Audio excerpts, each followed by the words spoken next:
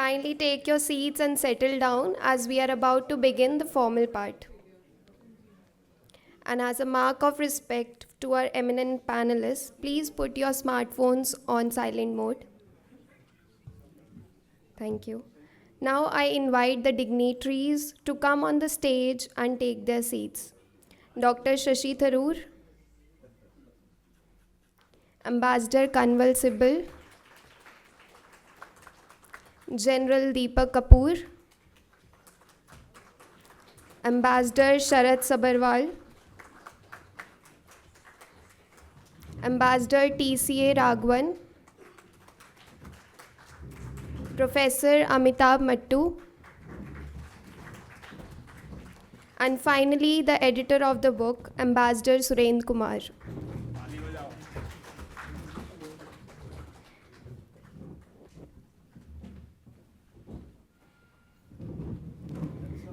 Now I call upon the Joint Managing Director of Har Anand Publications, Mr. Ashish Gusain, to welcome you all formally. Thank you.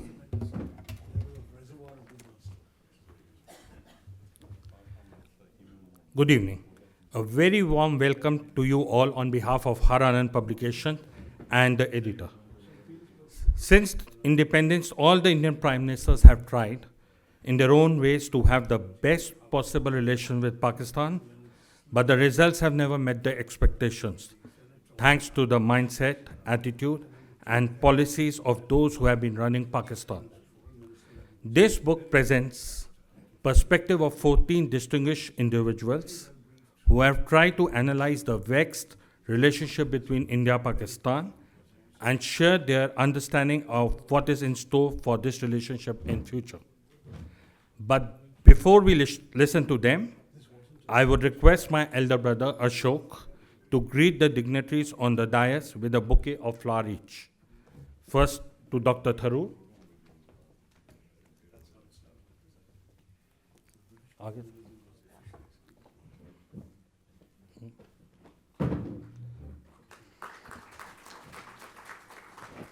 Ambassador Sibal.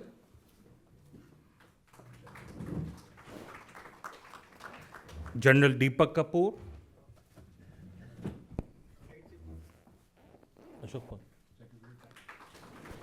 Ambassador Sharat Sabharwal. Ambassador TCA Raghavan.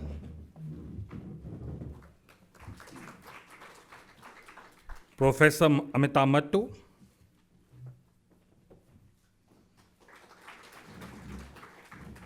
And lastly, the editor of the book, Ambassador Surendra Kumar.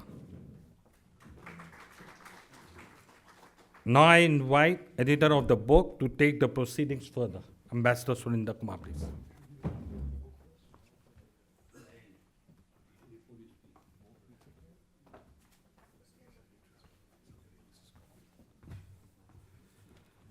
Thank you, Ashish.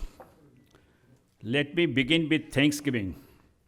We are thankful to our chief guest, Dr. Shashi Tharoor, four-term MP and chairman of Parliamentary Standing Committee on External Affairs, who has been the most articulate, most effective narrator of India's story worldwide after Operation Sindoor.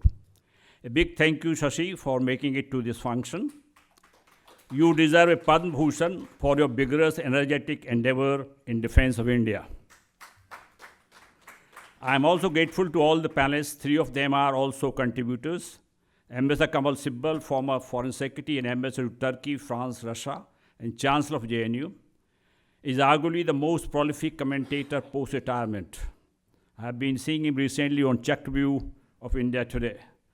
General Deepak Kapoor is a former Chief of Army Staff and former Chairman of the Joint Chief of Staff, and someone who has spent 14 years in J&K and LSE region. Ambassador Sharat Sabharwal, who has served as High Commissioner to Pakistan, is a known expert on Pakistan, having written a fascinating book, India's Pakistan Conundrum, Managing a Complex Relationship. Dr. T.C. Raghavan is a historian, diplomat, who has served in Pakistan twice, first as DSC, then as High Commissioner. His book, People's Next Door, gives a valuable insight in India-Pakistan relations. Dr. Amitabh Mattu was the youngest Vice Chancellor of Jammu University and is honorary Professor of International Relations at Melbourne University in Australia. is currently Dean of SIS at the JNU. Thanks are also due to all the contributors who are in the hall and those who couldn't make it. Without you, this book wouldn't have been possible. So heartiest thanks to you for coming on board.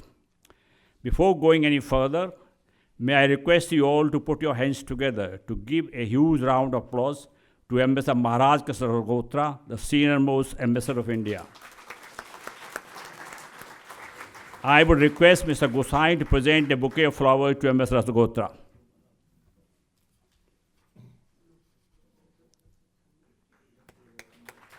Thank you, sir. Now some disclaimers will be in order. None of the contributor of this book is a part of the present government. So whatever has been said in the book doesn't constitute the official stand of the government of India. This must be clearly understood by our friends and media. Secondly, please keep in mind this isn't a single author book. It is a compilation of 14 essays of 14 distinguished contributors with distinct style, different approaches, different analyses, and different conclusions. To put it metaphorically, this book is a child which has got 14 fathers. My role can at best be likened to a midwife. I believe I have been a good midwife. Third, most of the essays included in the book were written 4 or 6 months before Operation Sindoor. So the anger, the outrage, and bitterness against Pakistan, which is witnessed in the public discourse today, is conspicuous by its absence. When I wrote my article, E.M. Jaishankar had just returned from Pakistan after attending the SCO meeting.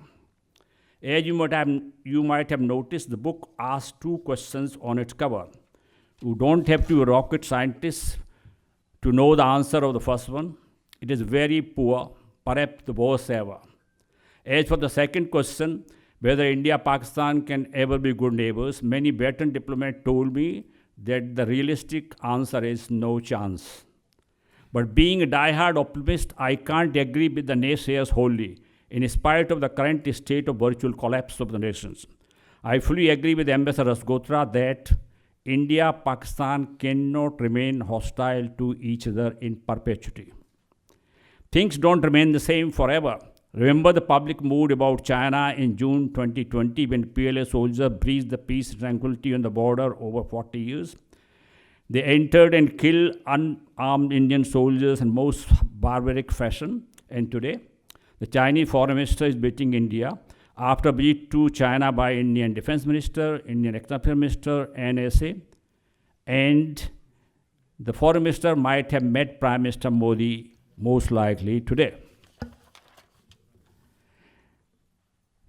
I have mentioned in my article the ball is squarely in Pakistan court. Operation Sindoor should have been a lesson to Pakistani army, the ISI, which called the shots, the civilian government, the terrorist organizations. Indian leadership has left nobody in doubt about what will follow if Pakistan indulges in misdemeanor again. We should ignore the toxic rhetoric of General Munir. We have survived several Pakistani generals in the past. This phase will also pass. The day the top brass of army realizes that India is not Pakistan's enemy number 1, remembering the lines of Prime Minister Atal Bihari Vajpayee, who wrote in Visitor's Book at Nishan in Pakistan, let nobody in Pakistan doubt that India wishes Pakistan well. And if they opt to give up terrorism as a tool of state policy and have normal relations with India, it will transform Pakistan and benefit all the SAARC members. I will tell the skeptics, when France and England can be friends after centuries of bloodshed and hostility, why not India, Pakistan? We need 2 persons to tango. Unfortunately, Pakistan seems obsessed with the idea of seeking parity with India and bleeding it white. It is destined to fail on these both counts. There is a saying, none can stop an idea whose time has come. I think the reverse is also true. None can promote an idea whose time hasn't come. Prime Minister Vajpayee's bus yatra to Lahore in February 1999 and Prime Minister Modi's stopover in Lahore on December 25, 2015 to visit Nawaz Sharif on his birthday were bold, game-changing, out-of-box and imaginative initiatives. But regrettably, They were followed by treacherous attacks by Pakistan. Rest is history. When I was discussing India-Pakistan relations a few months back with Ambassador Rasgotra, he wondered why no Indian Prime Minister has never thought of inviting any Pakistani Prime Minister or President to be the chief guest at the Republic Day parade in Delhi. I went a step further. I wondered why not inviting the chief of the Pakistani army and ISI if they are ones who call the shots. Similarly, if by offering loans, credit lines to Sri Lanka and Maldives when they were facing severe financial crunch, we could win them over, won't a similar gesture to Pakistan generate positive relations? And won't taking around Pakistani university students to our universities, IIMs, IITs, be an eye-opener to them and change their mindset? To most of the listeners, these ideas may seem preposterous and silly and in the prevailing conditions. Their time hasn't come. But who knows? In future, Pakistan, if it behaves, we might look at them again. Till then, as Ajay Visaria says, let us manage our anger. Now I will request Professor Amitabh Mattu to share his thoughts about the topic of discussion. Thank you.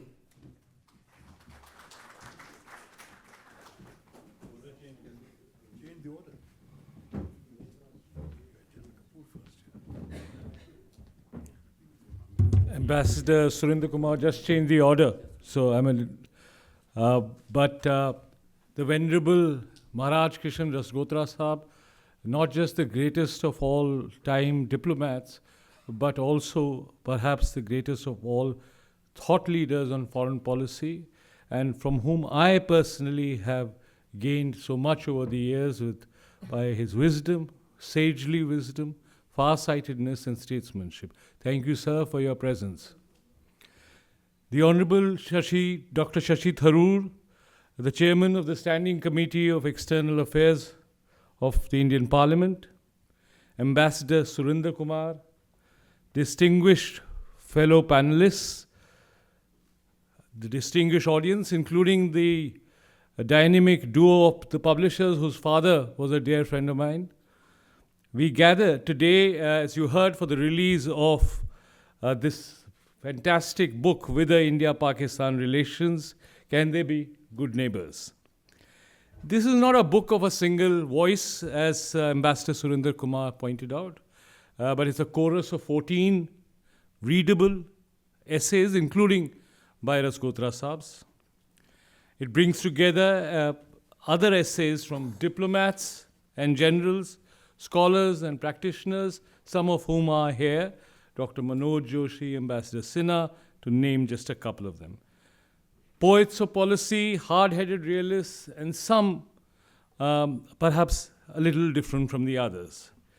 This is a book of schools and traditions, a dialogue across perspectives, as befits the subject itself, and in some ways it's good that these were written before Operation Sindoor, because India-Pakistan relations have always defied any single lens, any single narrative, and I'm delighted that Ambassador Manishankar Iyer is also here with us today. And what unites these pages, despite the different perspectives, despite the differences of opinion, is clarity. They strip away false comfort and compel us to face our most difficult relationship. Let us first of all concede that we meet at a time when the world is perhaps in its most volatile condition since the end of the Cold War. With President Trump once more in the United States, relations between India and the US, as we know, have grown more jagged than expected.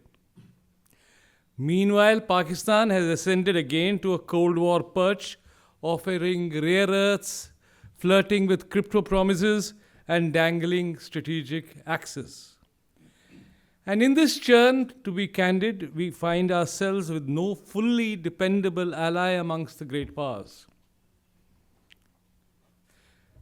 Against this global turbulence stands our most proximate challenge, Pakistan. The Pahalgam massacre, as you know, was not merely another terrorist outrage. It was intended to wound our social fabric, to provoke communal fracture, to sap confidence in the state. Operation Sindoor was India's firm reply. It showed both capability and resolve, but let us be candid. Episodic retaliation is not strategy. Deterrence cannot be a single strike. It must be structured, sustained, and credible. Otherwise, the lesson Islamabad draws is not restrained, but merely to wait for the next opportunity. What are the 5 likely scenarios that we can look at it today from an academic point of view? First, hostile stalemate, the default mode. Proxy war continues, India retaliate, relations remain frozen. Here, General Asif Munir's Praetorian Guard meets Trumpian volatility, rhetoric inflamed, reality entrenched. Second, a managed confrontation. Minimal channels of communication remain, occasional back channels operate, but mistrust is permanent. Like the line of control itself, armed, tense, never dismantled. Third is the thin, cold peace. Some trade, some exchanges, a fragile ceasefire, but suspicion saturates everything. The fourth is the collapse and balkanization of Pakistan's internal fragility deepens, economic breakdown, ethnic fissures, a Praetorian state that overarches. This scenario carries great dangers for itself, although it may look rosy as a long-term vision. For nuclear weapons do not vanish when states fracture. Fifth scenario, the least likely and yet not impossible, and for which Ambassador Rasgotra, Mani Shankar Iyer Saab have all worked for a lifetime.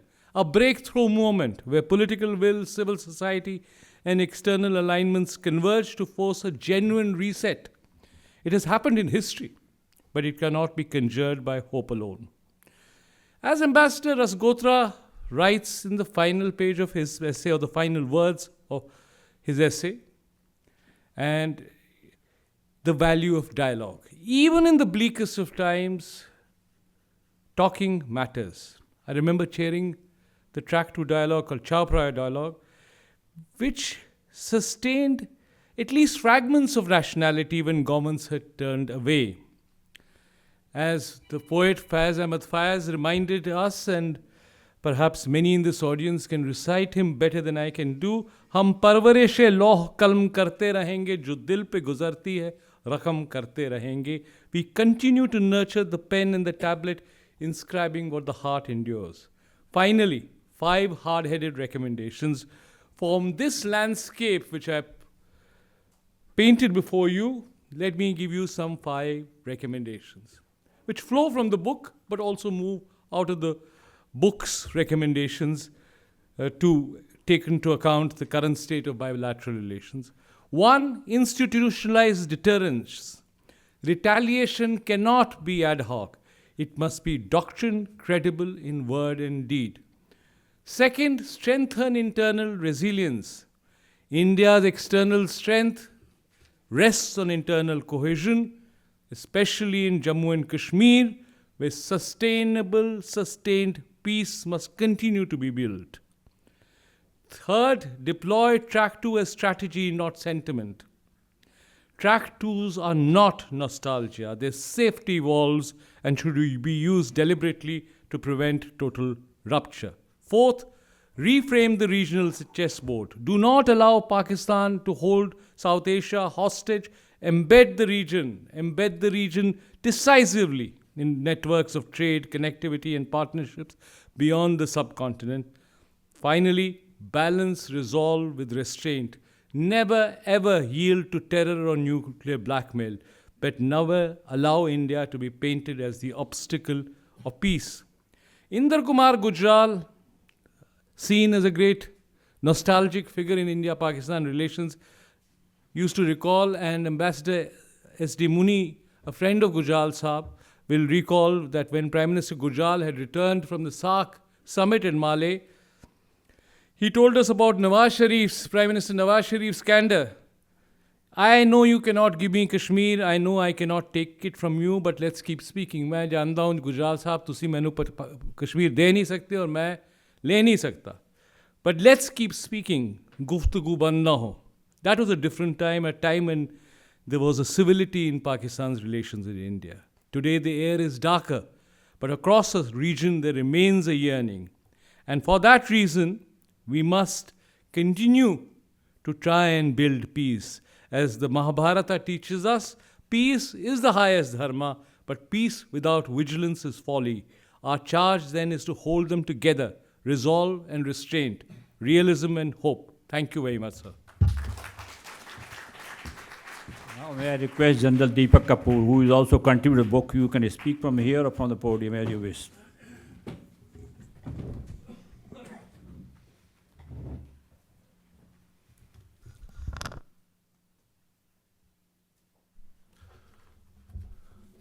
Dr. Shashi Tharoor, Ambassador Surinder Kumar, the distinguished panelists on the stage, ladies and gentlemen. Most of the articles in the book were written during the period September-October 2024.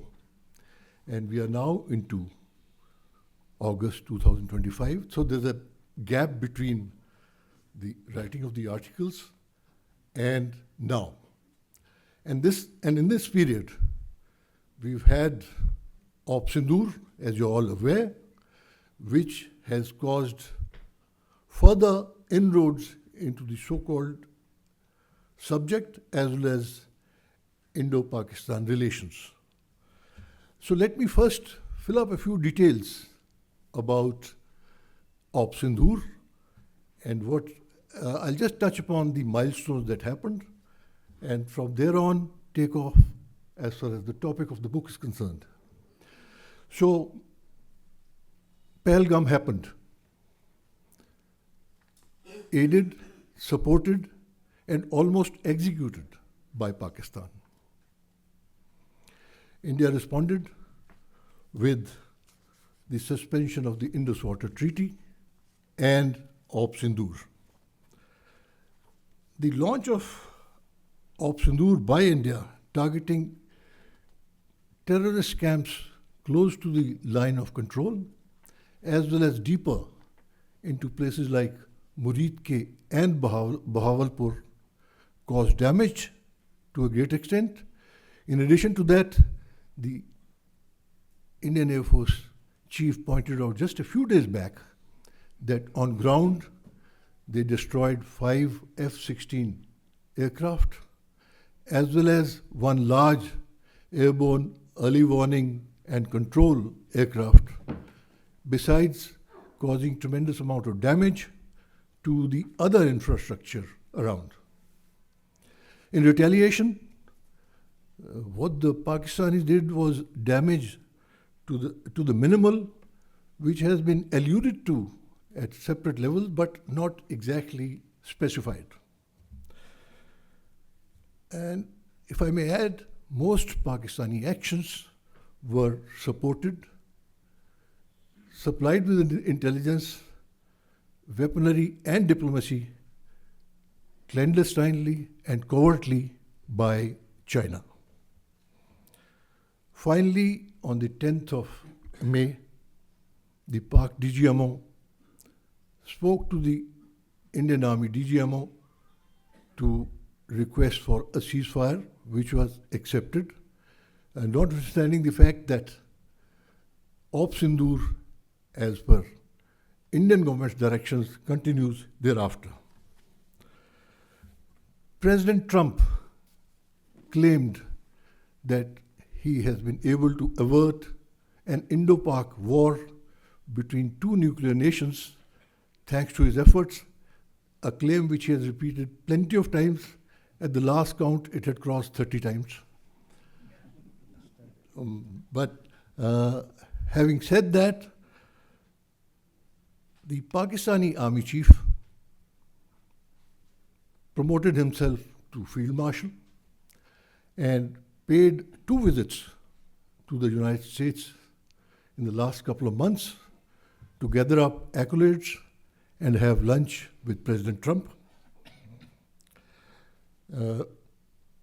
In between somewhere, he awarded to himself and decorated himself with Hilal-e-Jurrat, the second highest Valor Award, equivalent to our Mahavir Chakra in the Indian Army. He also used his second visit to do a bit of nuclear saber rattling by threatening India as well as the rest of the world. Finally, a wing commander of the Pakistan Air Force was awarded a medal for having destroyed S-400 air defense system of India. That's a bit comical because S-400 air defense system is not just one entity. It is a system integrating a whole lot of other systems. So I don't know what is the basis for awarding that. Ladies and gentlemen, primarily it is national interest which is determinant of relations between nations.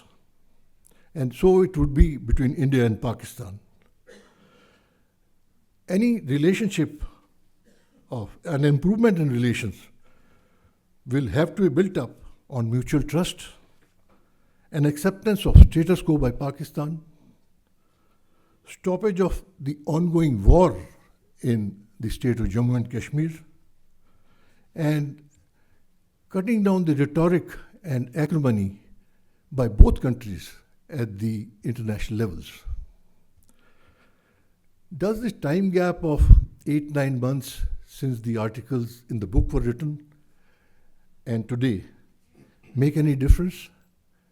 Yes, I would emphatically say, to the extent that what has been envisaged in the book is actually coming true, to that extent it makes no difference, and emphatically so. In fact, on the other hand, Op Sindoor and the happenings now have confirmed what has been envisioned in the article as far as the army is concerned. The domination of the Pak polity by the Pakistani military needs to stop if the relations have to proceed any further. And their improvement has to take place between the two countries. This is possible only if and when internal dynamics within Pakistan start changing. And there are two levels at which there are signs of some kind of a change. Firstly, at the level of the defense forces of Pakistan. At the middle and lower ranks of the Pakistani armed forces, there is gradually developing a feeling that the hierarchy is self-seeking, looking for gains and riches for themselves without worrying about the nation.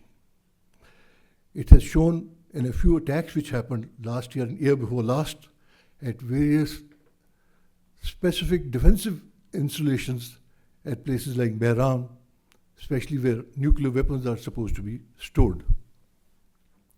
Second, at the national level, the public at large, which is affected with poverty, unemployment, and shortages because of diversion of scarce resources from the country to the Pak military, thereby creating a problem and indicating to an extent to the public that they are being outmaneuvered and being exploited. Both these factors increase the possibility of a possible implosion within Pakistan. That may perhaps awaken realization that good relations between India and Pakistan would be possible, would be beneficial, and would help both nations in the long run if some of these aspects are kept in mind. Thank you very much. Thank you, General. Now I request High Commissioner Sardar Baba.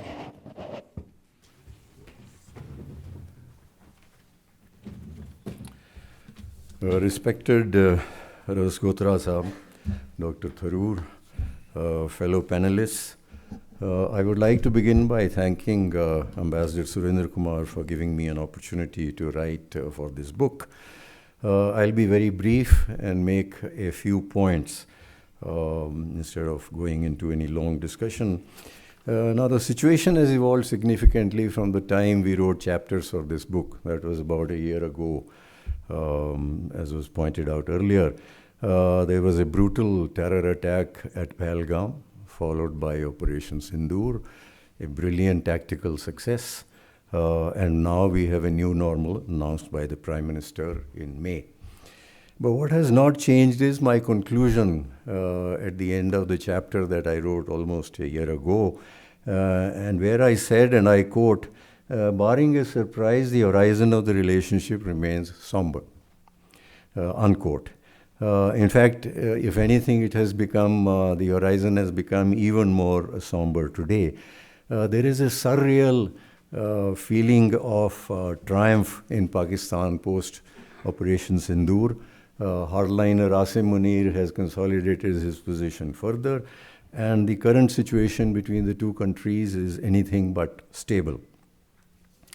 Now, there was a widespread belief in our strategic thinking in the recent years that because of its internal problems, which many said would lead to its collapse, combined with Pakistan's international isolation and some steps that we had taken internally, notably in Jammu and Kashmir, our Pakistan problem had been largely taken care of. That was belied by the Pahalgam attack and its aftermath. Pakistan is very much around. To be sure, its problems are not gone, but it's emerging slowly from the worst that it faced about 3 years ago. How long it lasts, we don't know, but that is the situation as of now. So our Pakistan problem is very much intact. Pakistan is not isolated. It has solid support of the Chinese, which was in evidence during Operation Sindoor. It seems to be entering another transactional relationship with the United States, for which the motivations are not entirely clear. But I think we have to keep in mind that during each such phase in the past, Pakistan has felt emboldened to be more adventurous towards us.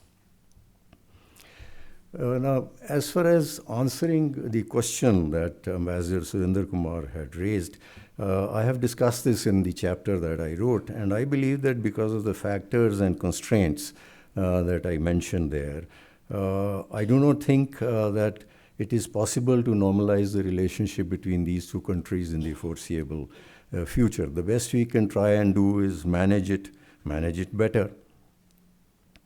Now, in this context, I would like to mention a few other key broad points that I made in what I wrote, and I'll elaborate them a little bit in the light of the subsequent developments.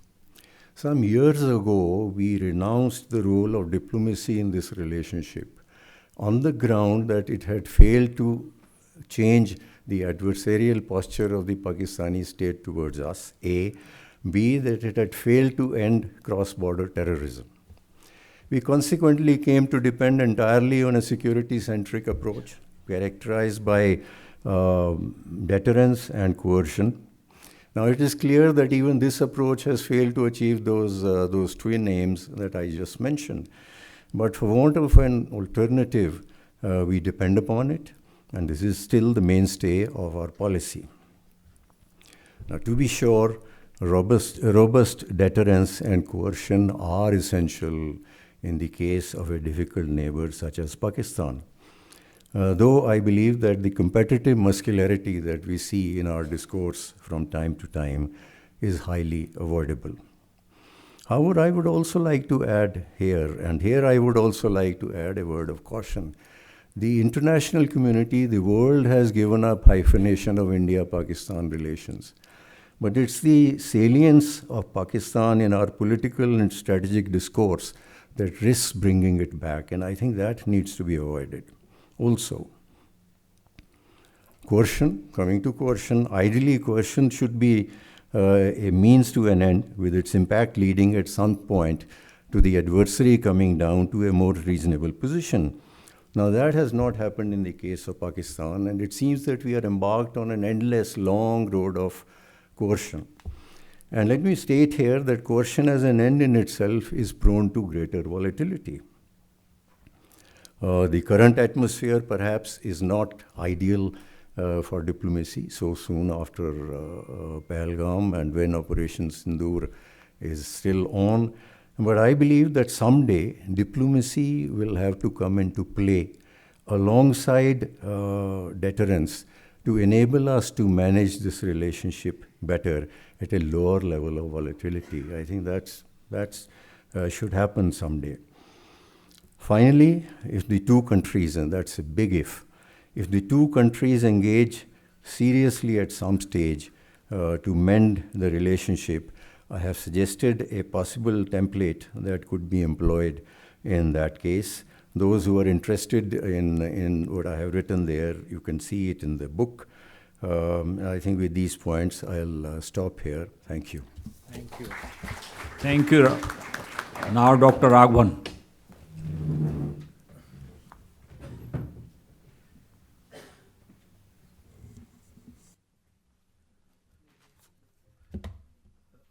Ambassador Rasgotra, Dr. Shashi Tharoor, fellow panelists, ladies and gentlemen, may I first thank Ambassador Suren Kumar for inviting me to take part in this discussion. And I'll try to be very brief as he had instructed and not repeat the points already made. So I'll restrict myself to 3 main points and then try to answer the second of the 2 questions. Can they ever be good neighbors? Now, my first point is that the essays in this book broadly fall in 2 camps, as you would have deciphered. The first point of view is that till Pakistan changes decisively and structurally in terms of its position on Jammu and Kashmir, in terms of its anti-India DNA, in terms of using terrorism as an instrument of state policy, there's nothing to be done with it. Till these changes take place, there's nothing which India can do with it except deal with its provocations in a punitive sense. So that is one point of view. The second point of view is that just a punitive approach is not enough. You need a broader engagement, and therefore some mix of coercive come punitive measures along with bringing your other strengths into play. And your other strengths are the strength of your economy, the vibrancy of your polity and society, your cultural hegemonic position in South Asia, etc., etc. Now, in this book, the punitive school is in a minority, while the majority of the essays would tend towards the more broad-based approach towards Pakistan. But this mix, of course, does not reflect public opinion in India today. Because if you evaluate public opinion in India today, it will overwhelmingly be that a punitive approach is the only approach which we should follow. But as the essays in this book bring out, that if you rely, and as Mr. Sabarwal said, if you rely exclusively on a coercive or punitive approach, you're not bringing your strengths onto the table. Because, and this is my view too, if we think we can intimidate the Pakistan military with our coercive strength, we should rethink. Because what concerns them is not your military strength, but your economy, your political strengths, your social fabric, and most of all, the capacity of your cultural institutions to change Pakistani thinking, although very slowly. So this is one point I wish to make, that I think we shouldn't kid ourselves that a military approach actually changes Pakistani thinking in any effective manner. The second point which struck me was that most of the authors generally glide over or surf over the big elephant in the room, which is the domestic politics surrounding Pakistan. And although it figures, but it figures very, very tangentially, except, I must say, General Deepak Kapoor, who in his essay has been quite frontal about, and I'd like to quote a little bit, if I may, quote, the feeling in some quarters, and this was written some time ago, before Operation Sindoor, the feeling in some quarters that perhaps periodic Balakot-like strikes by India on Pakistan may force Pakistan to come to the negotiating table is misplaced and will be counterproductive. When it was carried out in 2019, the Balakot strike was aimed at ensuring that Pakistan would not support terrorist activities in J&K in the future. That aim was never achieved, as the turbulence in subsequent years, even till date, has shown. Of course, it did help the ruling dispensation win big in the elections held immediately thereafter. Unquote. I think the domestic politics surrounding Pakistan is something which we have to keep in mind, especially when we evaluate Operation Sindoor and ask the question whether deterrence has actually been enforced, or is it a notional kind of deterrence we are talking about, because the threat of terrorist attacks remains, and also the issue of what is now being called a commitment trap has become quite significant. The third point which I wish to make is, how do we look at Pakistani behavior? Should we see Pakistani behavior entirely as black, or should our approach be able to decipher shades of grey? What do I mean by shades of grey? Let me give you 3 examples. One example of a shade of grey is Pakistan agreeing to a ceasefire on the line of control when we were facing a major escalation in the military situation with China in Galwan. I think it was a certain change in behavior. If you can put it crudely, it was Pakistan acting relatively better. Relatively. But do we see nuances in Pakistani behavior or not? The second example is how it reacted to the mistaken launch of a ballistic missile, which Raksha Mantri had then commended in Parliament that Pakistan has acted responsibly. Again, there was a nuance. Did we take advantage of that nuance? And finally was the impression which many of us had in 2021 and 2022 that the signals coming out of Pakistan, notwithstanding some amount of terrorist activity still continuing, was that they were prepared to move on with regard to the legislative changes of August 2019. I think we have to be more cognizant of shades of behavior when you're dealing with an adversary like Pakistan, and you can't simply see it in terms of a uniform, coherent policy which is followed by Pakistan all the time. Until there are structural changes, nothing is to be done. So these were the 3 points I wish to make. But the question about can they ever be good neighbors, and I have a counter question to this. Is Bangladesh a good neighbor? Is Nepal a good neighbor at all times and in all decades? Ambassador Rasgotra is on record, and I always quote him, that dealing with Pakistan in many ways is kindergarten as compared to dealing with Nepal. I think we have to be realistic about our neighbors, because what is ultimately in our national interest is some kind of stability in our neighborhood. We will never have 100% perfect relations with any of our neighbors, and especially with Pakistan. But if we can inject more stability into our relationship with Pakistan, I think it's good for our national interest. Thank you very much. Thank you, Raghava, for introducing some very fundamental questions. Now I will request Foreign Secretary Kamal Sibal. Yes, please. Okay. Maybe it will be easier for me to speak from here. I must also note with great pleasure the presence of Ambassador Rasgotra in the audience. I have also contributed a chapter to this book. Um, was a little worried when Raghavan said that the majority of the articles in the book are in favor of some kind of an engagement with Pakistan.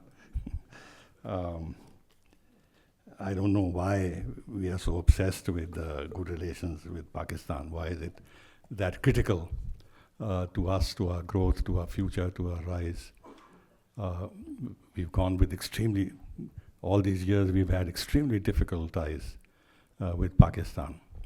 And today, rightly or wrongly, we say that we are the fourth largest economy. We'll become the third largest by 2028 or whatever. Our economic fundamentals are very good. In some areas of advanced technology, we've done well, especially in the digital technology area. Our foreign policy, of course, no country's foreign policy is totally successful, but we made a mark on the global stage. The G20 was a signal success in terms of our foreign policy and validated our approach of trying to be friends with all and having this policy of multi-alignment.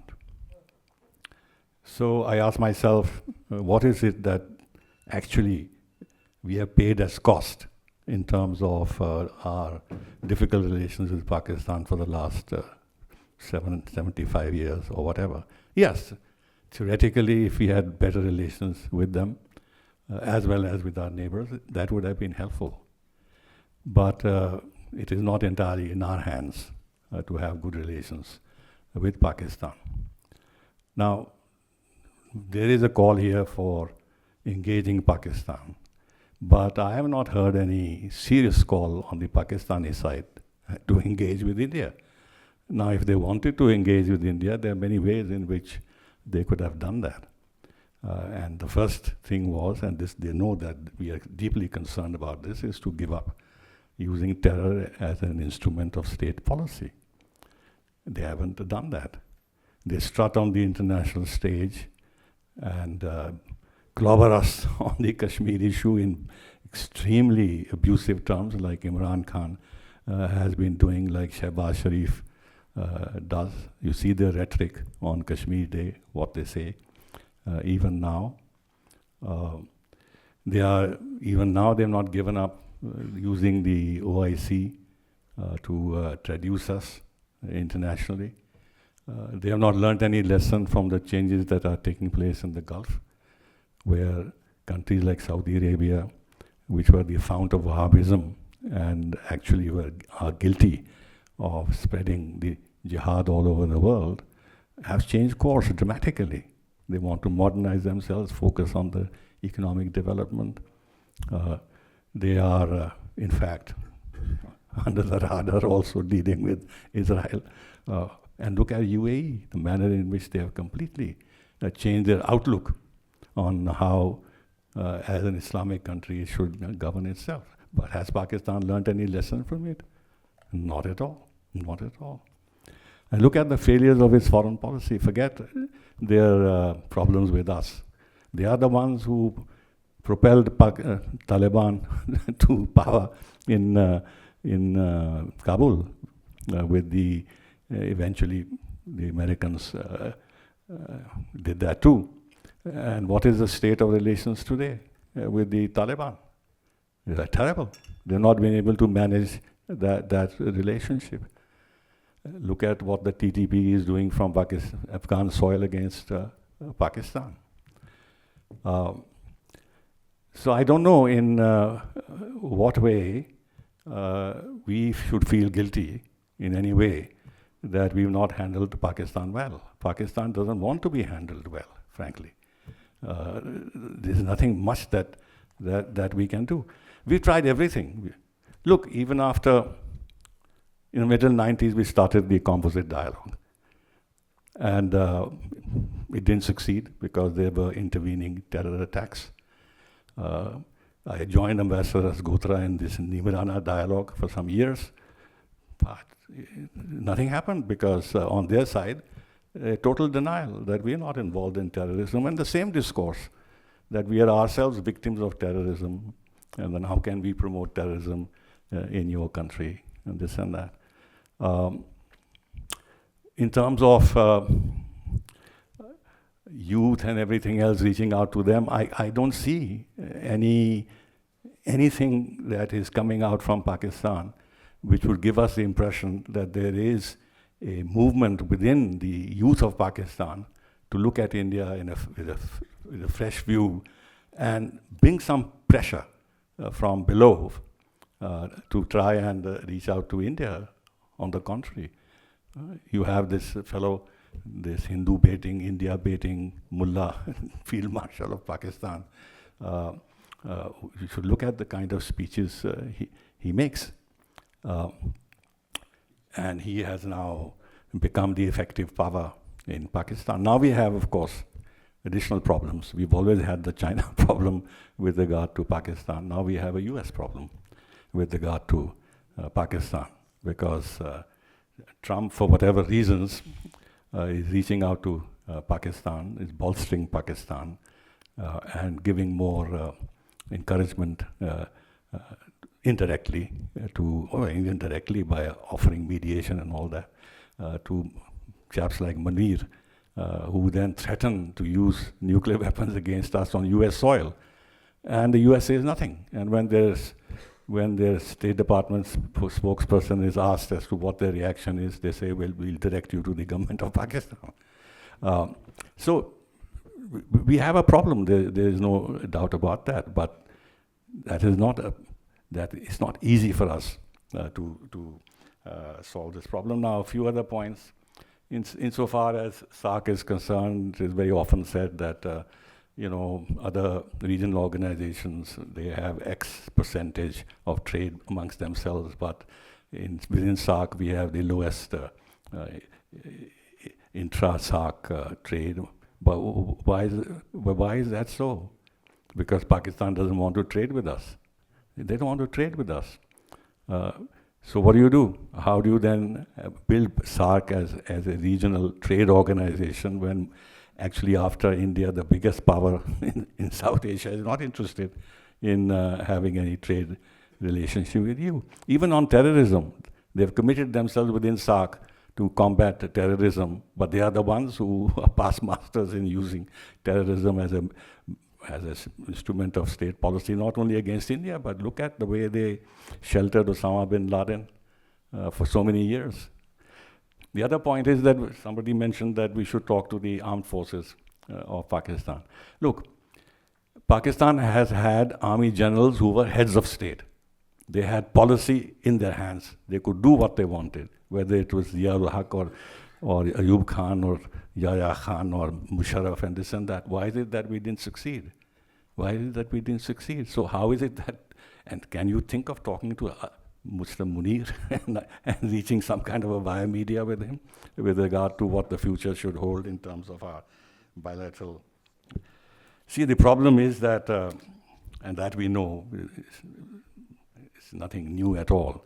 The manner in which Pakistan was created, Munir said that there are only two states in the world that were created on the base of religion, Mecca and Pakistan.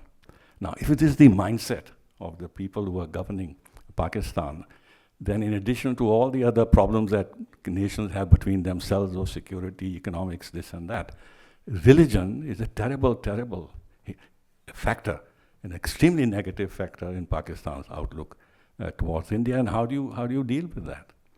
It's impossible if this is the mindset that they have. And then, if this is the view that Pakistan's creation is justified on the basis of religion, then the religion will keep dividing us.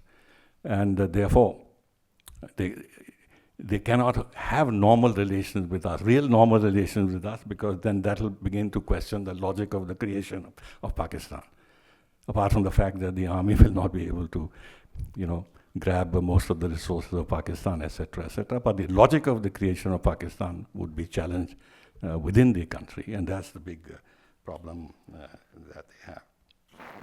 Finally, on the Indus Waters Treaty, I think we've done very well to hold the treaty in abeyance. This is an instrument that we have in our hand to put real pressure on Pakistan. It's a non-kinetic weapon that we have, and it's far more powerful than any kinetic weapon that we may use, against which some of us have advised against. And I hope that whatever our plans are within the ambit of the treaty to draw away water, which is within our rights under the treaty, from the three western rivers, we should do that. And that is a big pressure point that we have on Pakistan. So I'll end here. I'll end by saying that yes, if we can have better relations with Pakistan, we should welcome it. But if we can't have better relations with Pakistan, so be it. Now I will request the Chief Guest, Dr. Shashi Tharoor, to formally release the book. The publisher can join. You can all stand up and unwrap this together.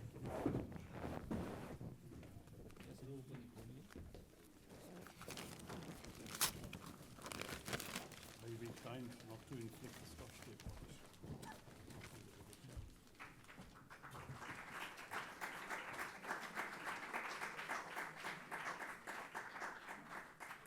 Okay.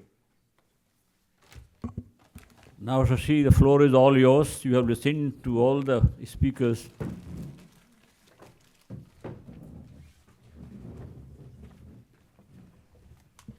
Thank you very much, Ambassador Rasgotra, Ambassador Surendra Kumar, my dear friends on the dais, the distinguished contributors to this book, and I see a couple in the audience as well. Members of the audience, ladies and gentlemen, very good evening to all of you. It's really a privilege to release this important volume, Whether India-Pakistan Relations Today, Can They Ever Be Good Neighbors? Surendra Kumar has been quite prolific since leaving the service and has produced a large number of books on a variety of subjects, many of which I've read and some of which I've released. So I'm delighted to oblige him today, and my congratulations to Har Anand for bringing this out at this very important time. Original contributions from 14 distinguished voices, from the armed forces, from the intelligence community, from the foreign service, of course, and indeed from the worlds of academia and journalism, some of whom we've had the pleasure of hearing this evening. In some ways, the timing of the launch could not be more appropriate, because just 4 days ago, we marked our Independence Day, a reminder that from the very first day of our freedom, when our nation was also torn in two, a birth, as I've once written, that was also an abortion, the question of whether India and Pakistan could ever be good neighbors has lingered over us since that very day. In 2025, it remains as relevant as ever in the wake of the devastating Pahalgam massacre and the brief but consequential 88-hour conflict that followed as Operation Sindoor. So in some ways you could say, and I think Sharat, has already pointed this out, the book, in some ways the timing is a little off, because we may already be in need of a second edition, Surendra, just as we have launched the first. But no doubt the publishers will oblige as you update that. But it takes nothing away from the book itself, which compels us to grasp the very crux of the issue through a range of perspectives. And I think it does help us in many ways, from many angles, to understand India-Pakistan relations, where they have been, where they stand today, where they might yet go. It is without doubt an extremely insightful and important set of contributions. Now, my good friend Kamal Sibal asked why, after all, are India-Pakistan relations important at all? And I think the answer, from my view, is that if we accept that the overwhelming priority, our overwhelming objective as a nation, is the growth, development, and prosperity of our own people, then peace and tranquility on our borders is indispensable to our national interests. If for no other reason than that investors don't like war zones and we don't need the distractions. India today stands at the threshold of immense possibility. We aspire to emerge as a developed country by 2047, a leading power in a multipolar world, one where we can grow unimpeded define our own spheres of influence, and set the terms of our engagements. In doing so, we aim even to help shape the future geopolitical global order, while serving as the voice of the global south and ensuring that the priorities of developing nations are represented at the world's high tables. Yet these aspirations will ring hollow if we are constantly being pricked by needles from across the border and we're unable to sustain stable relations in our own neighborhood. So in this context, Pakistan is our most persistent foreign policy challenge, and I think arguably perhaps our most pressing national security concern. But we have a problem on the other side, which is that while there are objective reasons why peace is in our interest, and my good friend Mani Shankaraya, sitting in the front row, has been the most eloquent advocate of it, the problem is that sentiment is very minimally reciprocated on the other side. My own journey from Mani's camp to Kamal's, if you like, or to something close to that side, has been actually a very reactive one. Watching Pakistan, of which I had a much more positive view when I was at the UN, working with Pakistani officials, when I visited Pakistan as a UN official and was received with the kind of hospitality for which they're famous. And I thought there was tremendous possibility for peaceful relations. And then we saw it happening, unraveling over in a very systematic fashion, entirely because of Pakistan. 2003 to 7, more or less, was a period of complete bonhomie and good relations in every conceivable way. I have not even gone back to the earlier history, which is adequately covered in the book. Then 2008, my friend Shah Mahmood Qureshi was in Delhi to actually sign a liberalized visa agreement that day when 2611 happened. And the horrors of it, and the 166 deaths on our soil of our own citizens, of all faiths I might add, was a chilling reminder of what Pakistan was capable of wreaking on our soil. And then, of course, our government took the very mature and responsible decision not to retaliate, to find instead a method combining diplomatic pressure with the support of allies around the world. And allies is the wrong word, but partners around the world, or well-disposed countries with great influence in Pakistan around the world, to bring Pakistan to heel. We compiled an extensive dossier. We caught one of the terrorists alive. And not only our intelligence, but intelligence agencies from the Western world even recorded the chilling voice of that handler in Pakistan, giving minute-by-minute instructions to the killers in Mumbai. All that evidence, copiously collected, handed over to the Pakistanis. And to this day, no one has been prosecuted, let alone punished, by the Pakistanis for their participation there in this horrendous crime. Even the Americans managed to convict 2 conspirators, one of whom has now been extradited to us, but Pakistan has not. Pakistan, of course, exists only because of the pernicious two-nation theory, disproved, as many essayists in this book have pointed out, by the very birth of Bangladesh in 1971. M.J. Akbar's essay is eloquent on that subject. And as General Kapoor's essay observes, cast themselves as the defenders of Jammu and Kashmir, which as recently as this year, the so-called Field Marshal has described as Pakistan's jugular vein. These well-worn justifications have enabled the army to tighten its grip on power by portraying India as an existential threat. And this is where it became increasingly clear to me that there was something about the makeup of the Pakistani state that made the candlelight at Wagah flicker out rather than positively in my own heart. And that is the realization that, to paraphrase Voltaire on Prussia, that whereas in India the state has an army, in Pakistan the army has a state. And that because there is no army in the world, in any country in the world, that commands a larger share of their country's GDP or national budget not just the defense budget, the overall government budget. No army in the world controls as much as Pakistan does. The army's vested interest in maintaining its dominance is colossal.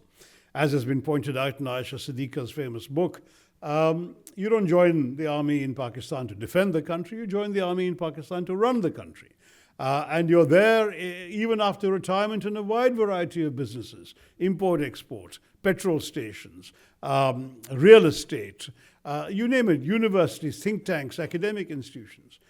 To be in the army is to be in a position of privilege. I remember an Indian friend in the days of good relations with Pakistan visiting there, and his host happened to be somebody with an army background, or his brother had an army background. I've forgotten the details. And this friend recounted how they went to a tourist site with an enormously long queue. And this friend of his was not even in uniform, just walked up to the head and said, "I'm from the army, 2 tickets please right now," and that was it. Off they went in, bypassing an hour-long queue. And that's simply the way the country is. It wouldn't work here, it does there. And so we have to confront the fact that every Indian-initiated effort at peace, from Nehru's pact with Liaquat Ali Khan in 1950 to Vajpayee's bus journey to Lahore in 1999, Modi's Lahore outreach in December 2015 when he went. I mean, it was an amazing story, which I'm sure all of you are very familiar with, of how he was reminded by his foreign secretary when the delegation visiting Kabul was all sitting in their cars about to head to the airport, that he had to call Nawaz Sharif to wish him on his birthday. And so Modi makes the call, and Nawaz Sharif says to him, "Listen, you know, I'm on the way to Delhi. Why don't you stop and celebrate with me? It's also my granddaughter's wedding."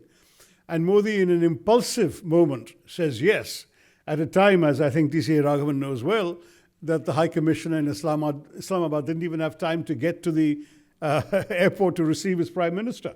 And off goes the Prime Minister of India to Lahore. An amazingly spontaneous gesture, a very wonderful day of bonhomie and affection and exchange of gifts and so on. And 3 weeks later, what do we get? We get a terrorist attack on Pathankot. And our Prime Minister is so disbelieving that this could be possible that he calls Nawaz Sharif and invites Pakistan to participate in the investigation into that terrorist attack, still assuming a level of good faith.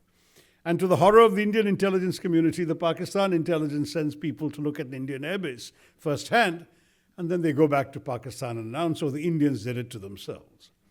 That, I think, was the last straw. That was the sense of betrayal there was so colossal. The old intent articulated by a Pakistani general to bleed India to death by 1,000 cuts was clearly manifest. And though indeed, as one of our speakers today, I've forgotten which one, so forgive me, pointed out, there were fleeting signs of progress and gestures such as the 2021 ceasefire. Was it you, Amitabh, who pointed that out at a time when we had awkward relations with China? And they renewed their commitment to the 2003 ceasefire, which had been actually perhaps the best one we'd had for quite some time. Even though they did that in 2021, a change of personnel at the top of the army is all it took for Pahalgam to happen on April 22, 2025. And so at the end of the day, I don't think India had very much choice in how to react about all this. In my book, Pax Indica, which was published in 2012, I had warned that if there was ever another Mumbai, another attack of comparable impact with clear evidence of Pakistani complicity, that the restraint we had shown in 2008 might be impossible and all bets would be off. And indeed, that's exactly what happened. I didn't feel that any democratic government, least of all India, with all the record of betrayals by Pakistan, one after the other, could sit idle while a neighbor assaults its civilians and innocent holidaymakers with impunity. And that's why that warning found its response in Operation Sindoor. And some of you may be aware that a couple of days after Pahalgam, I wrote an op-ed in the Indian Express advocating precisely this. The headline they gave, it was a good headline, was "Hit hard but hit smart." That is, hit hard because kinetic response was unavoidable. We simply could not afford to turn the other cheek. We cannot let them believe they can do this with impunity. At the same time, don't forget that development is our larger goal. We can't afford this to be seen as the first salvo in a protracted war. Therefore, hit smart, precise, calibrated, targeted attacks. And you can imagine my satisfaction and semi-disbelief, because I didn't realize that anybody in Delhi would be reading my op-ed, did exactly that. And Operation Sindoor a few weeks later followed, which is why I was such an enthusiastic supporter of it. It followed exactly the course of action I had advised in my op-ed just after Pahalgam. So, to my mind, with Balakot of 2019 and now Operation Sindoor, India has sent a very clear and unambiguous message that we would not hesitate to go to war if terrorism is unleashed in our soil in this manner. And I think the fact that we battered their defenses as much as we did, with the 11 air bases being struck, the significant demolition of facilities. There was a command and control center that was so badly damaged that subsequently it has been dismantled, as commercially available satellite pictures have demonstrated. And the devastating effect of the BrahMos was demonstrated as well. I think that we've now sent an unambiguous message. Now, I take the point of those who said today on stage that surely we don't believe that this is going to end terrorism from Pakistan. Of course we don't. The facilities we've destroyed can all be rebuilt within 6 to 9 months and probably will be. But the intent may have been shaken a little bit. And certainly the successful strikes of the night of 9th, 10th May, and the ability of India to intercept the attempted Pakistani response when they sent missiles to Delhi on the morning of the 10th, I think was what contributed undoubtedly, and not Mr. Trump, to the call by the Pakistani DGMO to his Indian counterpart asking for peace. Yes, General Munir or Field Marshal Munir has been rattling the nuclear saber thereafter. He has already announced in Washington that if Pakistan were attacked, they would take half the world with them. I am not particularly inclined to worry too much about this kind of bravado. And I think, as Major General Mehta put it aptly in the first chapter of this book, it's merely one more confirmation that India-Pakistan relations are all snakes and no ladders, which I think is an apt way of putting it. And yet, as a former UN official, and this is where the sort of Mani Shankar Iyer advice comes back to me, I know it's not enough to simply give up trying. It's never wise, of course, to indulge in hypotheticals, but pragmatism does demand that we ask, how do we navigate this terrain? How do we create even a narrow opening for something of a serious thaw? Even if we were to go back to the sort of the brief periods of tranquility we've had, 2003 to 7, but earlier there were other windows when we had pretty decent relations with Pakistan. I would even say the Zia years up to his assassination weren't that bad in terms of our relations. We were playing cricket with each other regularly, we were visiting each other, and so on and so forth. What I would congratulate Surendra Kumar for is that this book does succeed in asking that question of the contributors, and it brings various perspectives together on what can and must be done to move the relationship forward, if at all possible. And I should stress that India has never said we are not open to normalizing relations with Pakistan. We have merely said that given the record of Pakistani behavior, the onus is on them. They're the ones who have to take the first steps to show some sincerity about dismantling the terror infrastructure on their lands. Why can't they be serious about shutting down these terror camps? Everyone knows where they are. The UN's committee has a list of 52 names of individuals, organizations, and places in Pakistan. It's not that Pakistan doesn't know they exist, nor their sponsors. Shut them down, arrest some of these characters, show some serious intent, and I think India will be only too happy to reciprocate. But in the absence of anything other than words, how do we take those words seriously when those words have been betrayed time and time again? And when even sincere voices, I mean, I have no doubt that the Zardari government was sincere about peace when they were in power before 2008 and right up to November 26, 2008, they were sincere.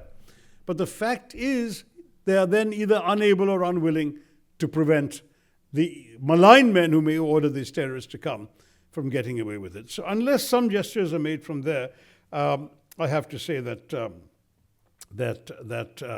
words alone are not going to be enough from Pakistan, and that since terrorists continue to thrive in Pakistan, where they've been incubated and with no punitive measures having been taken, even when complicity has been established, I have to say that there is understandable reluctance, I think, in the government and in the foreign policy establishment generally, and many of these gentlemen here are members, good sort of card-carrying members of the foreign policy establishment. I think it would be difficult for them to stand up or sit in a meeting and advocate that we make the first gesture. We won't. And I think that's very clear that politically, the appetite for making that first gesture, I was looking at Surendra Kumar's chapter with those almost fantastical recommendations. Lend Pakistan $3 to $4 billion. So Surendra, I'm sorry, Surendra. I said after 10 years. We will have to see. We will have to see Pakistan do something serious to convey intent before we can start reciprocating, though I'm convinced we will reciprocate. In fact, when I chaired the External Affairs Committee the first time, we published a report 7 years ago, which is on the Lok Sabha website as a matter of record, advocating that we resume people-to-people relations, even while the government had taken, after the Pathankot and Uri episodes, they had said they would not have any relations, any dialogue with the government. We said, yes, even though don't talk to the government, but at least liberalize visas for people, because all Pakistanis who come to India end up loving the place and become voices for peace in Pakistan. Easing visa restrictions, welcoming Pakistani authors, athletes, artisans, whatever. I don't think now the appetite for that is going to be there just yet. We need something, some small gestures from Pakistan and we will reciprocate in kind. I mean, I'm proud to say in front of Mani that back in 2009, when I was MOS and MEA, I was invited to deliver the Lal Bahadur Shastri lecture, and I made the lecture an eloquent argument for asymmetrical generosity by India to its neighbors on the subcontinent. I pointed out that, whenever we sit around with our SAARC neighbors, we account for 70% of the population, 80% of the GDP. We displace a certain amount of weight.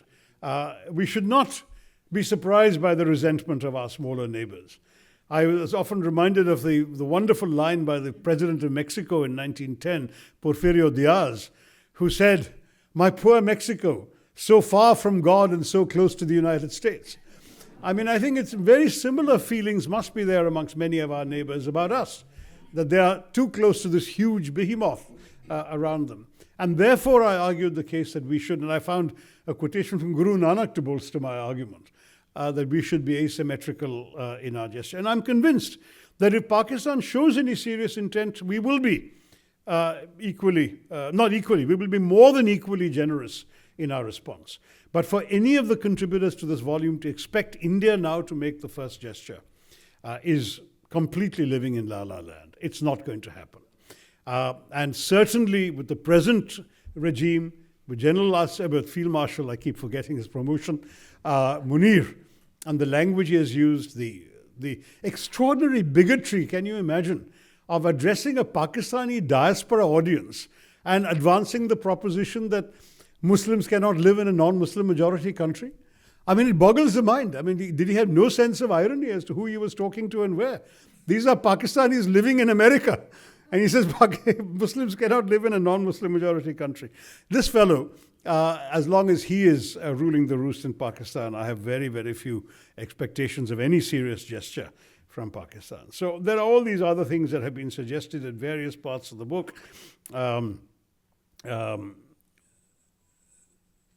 case for mutual economic prosperity, revitalization of SAARC, realization of a South Asian free trade area, etc., etc. I just think that that isn't going to happen quite that easily. So let me try and close. I think I've used up my 15 minutes by reminding us that yes, India and Pakistan are bound more closely by history, culture, and kinship than almost any other two nations. That depth of connection makes the pursuit of peace in some ways indispensable whenever it is possible. But Surendra Kumar reminds us in his chapter that France and the UK were able to build close partnerships with Germany after the two world wars and centuries of conflict before. The US has made peace with Vietnam and indeed has very good relations with Vietnam today, and that therefore normalization between India and Pakistan ought to be possible. I certainly hope it will be quicker than what the late Stephen Cohen, the dean of the South Asian Studies in the US, said. He argued that the two countries might reconcile after shooting at each other for 100 years. 100 years is longer than any of us in this room, with the exception of our Foreign Secretary Rasgotra, can ever expect to be around. So I think we should hope that he was wrong. But you know, history is replete with examples of implacable foes who found peace and worked together for a brighter future. So I don't want to completely abandon Mani to stand by himself in advocating peace, because I think that there is at least a notional possibility of that if circumstances come, if an enabling environment were built, and if we are able to remind ourselves of the bonds that run deeper than politics. I can tell you anecdotally, when I was at the UN in the peacekeeping department in the mid-1990s, which was, you know, after some years of terrorism in Kashmir and so on, we had an Indian major and a Pakistani brigadier serving in our military advisor's office. Neither was the military advisor. That was a Canadian general, but we had both of them there. And these two chaps had lunch together every single day. They were practically inseparable. They could, as they fully realized, they've been shooting at each other across the border a few years earlier or a few years later. Who knows, maybe they did it in Kargil, I have no idea. But they had Punjabi in common. The major was a Sardarji. The brigadier was a Punjabi from Pakistan.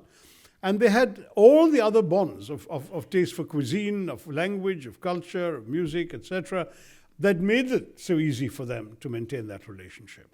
And we mustn't forget that. And that is a case that we should definitely hope for. I don't know, because I haven't been to Pakistan for many years, what the younger generation of Pakistanis feels like in Pakistan, but certainly I can vouch for the diaspora, because I sat, for example, in the stands during the World Cup match between India and Pakistan in England in 2019. And there were young Pakistanis around me. There was a young Pakistani movie star, in fact, sitting next to me. There were Indians as well. And right behind me was a diaspora couple. The husband was Indian, the wife was Pakistani, and they were holding the other country's flags. Each of them were holding the opposite country's flags and supporting both teams. It is not impossible. You see it in Dubai all the time. You see it amongst UN colleagues, as I said. So it is not impossible. And I'm reminded of Dr. Manmohan Singh's dream of a day when one day we can have breakfast in Amritsar, lunch in Lahore, and dinner in Kabul. And who knows, perhaps one day we might find Mr. Trump's great surprise, to his great surprise, that we may not be buying oil from Pakistan, that he hasn't yet failed to find out in Pakistan. But Pakistan may well be buying, what shall I say, Indian cars and saris one day in the new South Asian free trade area. Who knows? Anything would be possible. But I think for now, the onus is on those guys to make the first gesture. Thank you for this excellent effort. Start working on the next edition. Jai Hind. Now I will request Dr. Tharoor and all the panelists to come down for a group photo, and other contributors who are in the hall, please come and join. And I will request Ambassador Rasgotra to grace the occasion.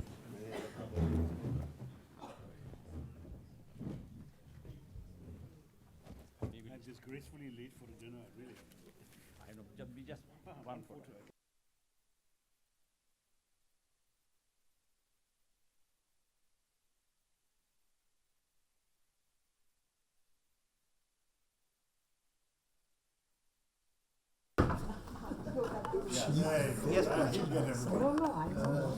Please पीछे करिए हाथ का Yes, sir. Sir, look straight. Sir, look.